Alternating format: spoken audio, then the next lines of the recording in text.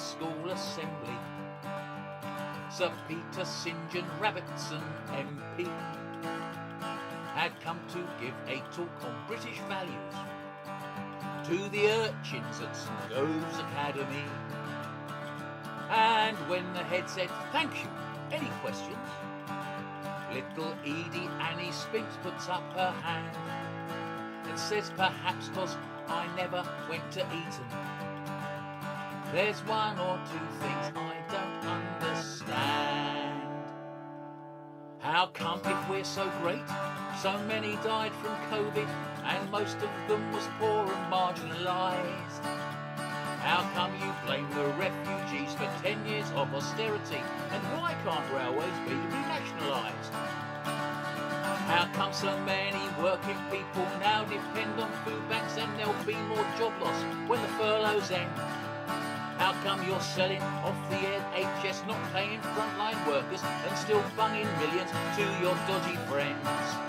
And all these culture wars and cyber wars and neoliberal foreign wars, why can't we just cooperate instead? I'd like to hear more about climate and less about the football, because there'll be no football if we're all dead. You could hear a pin drop and the head turn purple. But Sir Peter St John Rabbitson MP slowly nodded and said, "Yes, we are in deep shit. But we're British, so remember, vote for me!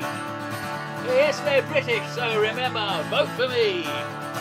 Oh, we're British, so remember, just vote for me!" Sir Peter St John Rabbitson MP. Fantastic. Thank you very much, Rob, for providing us with that introduction song. And Rob will be providing us with the song at the end. So thank you, comrades and colleagues, for joining us today. It's a massive event for us. It's all about left unity. I'm joined by Ruth Hayes for Labour Women's Leading in respect of co-hosting the event today, co-chairing it. And really the importance of what we're trying to achieve is all about saying that unity of the left within Labour can achieve what we want to achieve, which is obviously a socialist agenda going forward. At the end of the session today, we'll talk to people about the fact that we're nominating a standing orders committee. I very much hope that we're joined by Andrea Gilbert, who at the moment is being elected, we hope, as a councillor. And Andrea will talk about our standing orders committee that will be set up, the first meeting that we will have, and then the first left conference we will have. Colleagues should understand that this is the start of a process. It's not the end of a process. Unity is about achieving for ourselves what we need going forward. And for that reason, we will have a stream of conferences to continually assert the authority of the left within the Labour Party. The Standing Orders Committee will also sort out activism that we'll have going forward and the policies, agendas upon which we will be campaigning. And of course, the very first campaign that we have is to not endorse David Evans as General Secretary at the conference next week. We'll be pleased to hear, colleagues will be pleased to hear that this morning the CWU has confirmed through Dave Ward that they also will be recommending not endorsing. We very much hope that other left unions will follow what Unite has shown in respect of leadership on this subject. I'm hosting this today in a personal capacity, not as the Assistant General Secretary of Unite, and obviously whenever we're going forward I'll be making various contributions to people. We hope that we'll have a question and answer session coming through in respect of WhatsApp. People will be feeding in to activists. If I could give some apologies just to start. First of all, we don't have a sign language here. We've had a restriction in respect of funds, and we obviously will need to create funds going forward to make sure that we do have sign languages at the in-person conferences. We do have closed caption on the live YouTube stream that is going out at the moment, and we also hope to have live captions in respect of various Twitter extracts that we'll put out following the meeting. We've still got a fantastic lineup of speakers today. We're joined by Matt Rack, by Akua, Chris Saltmarsh, Glenn Secker, and I'll be speaking in the issues in respect of war and internationalism and also in respect of workers' rights. So I think I've got Ruth on the call as well. Ruth, are you there? Hi, Howard. Yes, I am. Thank you. Do you want me to talk a little bit about how we got to today? I think so, Ruth, because it's been a bit of a journey, hasn't it? So we should let everybody know how we've got to where we've got to. Great, thank you. So yes, I'm chair of Labour Women Leading.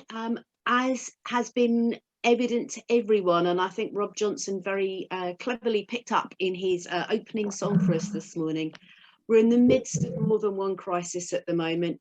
The environmental catastrophe that we see every day on the news, the terrible global pandemic with the utterly unnecessary loss of lives on a scale that is huge across the world. Poverty and poor health, again, an international issue, but here in the UK, we see the universal credit cut, which was never extended to all universal credit claimants anyway, will be kicking in for a number of people very soon, taking away £20 a week from people's income, people in work and out of work on the lowest incomes, as well as furlough ending.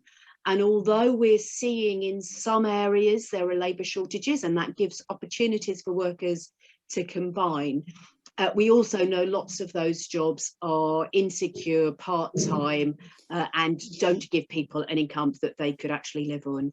So there's a lot of anger and a lot of energy, a real desire to work together, I think, for collective strength. And through the pandemic, I think in many communities we've seen really strong local community action through trade unions, through Labour Party, CLPs, through mutual aid, tackling things like delivery of prescriptions, making sure people have got food, making sure people resisting evictions. So there's lots happening across defending migrants, lots of very inspiring actions from people at a local level. So we've had a number of in-depth conversations, and I think excitingly bringing together activists from all parts of the party, councillors, trade unionists, equalities groups, community activists, to look at how we could collaborate on the issues that matter to all of us and develop joint action.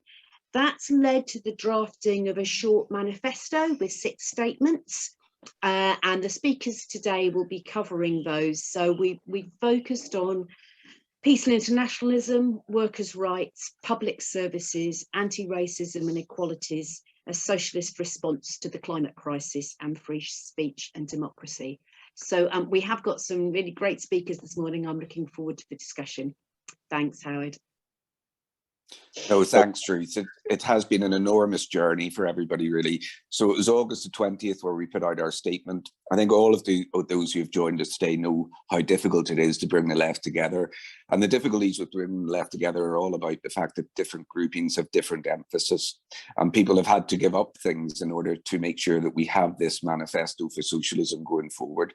And as so as we have issues to campaign on. So I would like to congratulate the groupings that have been part of this. The statement that went out on the August the 20th had some fantastic signatures attached to it. Ruth, the Bakers Union signed it, the CLPD were signatures to it, Campaign for Socialism in Scotland, of course the Fire Brigade Union, who have been supportive of this throughout and leading as far as left unions are concerned. We had Grassroots Black Left, Jewish Voice for Labour, LRC, Labour Black Socialists, LLA, LWL, of course, at Labour Lefts, Welsh Labour Grassroots, and so the list goes on. This is an opportunity now for the left to come together. Unfortunately, we were supposed to be joined by Barry Gardner today, who is going to speak on the issue of workers' rights, and a last-minute family emergency has called for Barry to have to pull out, unfortunately. Barry was going to talk about his private members bill in respect of fire and rehire, one of those practices that has been lawful in the UK